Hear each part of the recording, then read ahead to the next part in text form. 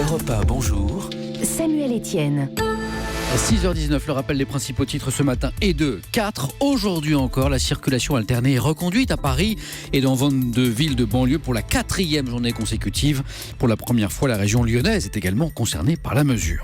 Jérôme Cahuzac fait appel à l'ancien ministre du Budget condamné hier à 3 ans de prison ferme pour fraude fiscale. On en reparle dans un instant d'ailleurs avec Yves Tréhard. Et puis la mort d'un pionnier de la conquête spatiale, John Glenn, avait 95 ans. Il avait été le premier Américain dans l'espace avec un vol en orbite autour de la Terre en 1962. Notre pays a perdu une légende, a déclaré le président Obama. Kaspersky Lab, expert en solutions de sécurité informatique, vous présente le kiosque d'Europe 1. Le kiosque du petit matin, Géraldine Vosner pour la presse internationale et Yves Tréhard du Figaro pour son édito politique nous ont rejoints. Bonjour à tous les deux. Bonjour Samuel, bonjour à tous. Heureux de vous retrouver en ce vendredi matin. D'abord, la revue de presse. Question, est-on à la veille d'un nouveau scandale de santé publique ? Le Parisien aujourd'hui en France le révèle en tout cas ce matin. 120 000 femmes se retrouvent sous surveillance en France. 120 000 femmes qui ont eu recours à l'implant contraceptif Essure du laboratoire Bayer. Les premières plaintes sont déposées aujourd'hui. Fer de lance de ce combat, Marielle Klein, une mère de famille lorraine. Elle raconte aux Parisiens ce matin comment après son 5e enfant, son gynéco lui a proposé cette nouvelle contraception définitive.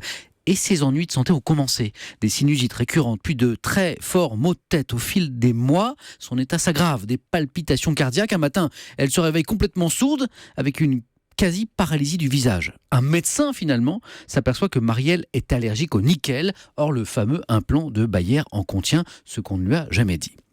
L'implant a été retiré, elle va mieux aujourd'hui. Elle a créé une association, reçu de nombreux témoignages semblables aux siens. Une pétition a déjà recueilli 45 000 signatures. Et ce matin, le Parisien s'interroge. Où est le ministère ? Une femme seule joue le rôle de lanceuse d'alerte. L'ordre des gynécologues embraye, demande un suivi attentif des patientes.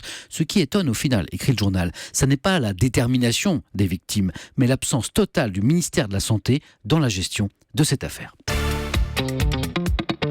Il est où le gouvernement ? Eh bien, l'opinion se pose aussi la question à propos de l'épisode de pollution atmosphérique que connaît notre pays. Le journal accuse. Écoutez, Ségolène Royal s'avère plus timide pour commenter un pic de pollution sans précédent depuis 10 ans que pour glorifier Cuba.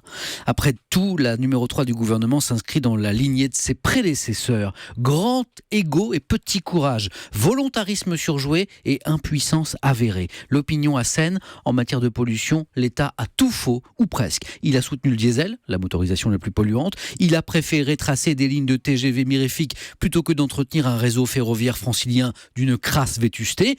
Il a abandonné l'écotaxe et discrédité pour longtemps l'idée du pollueur payeur. La pollution atmosphérique et ses redoutables conséquences pour notre santé est la une de beaucoup de vos journaux ce matin. Libération rit, mais jaune. Demain, on arrête de respirer. Pourtant, les solutions existent pour éviter que la France ne suffoque. Elles ont déjà été mises en place dans certains pays, dans certaines mégalopoles. Des solutions qui peuvent être mises en place rapidement, écrit Libé, si les pouvoirs publics le décident. Question, et si contre la pollution, la meilleure arme était le courage politique ?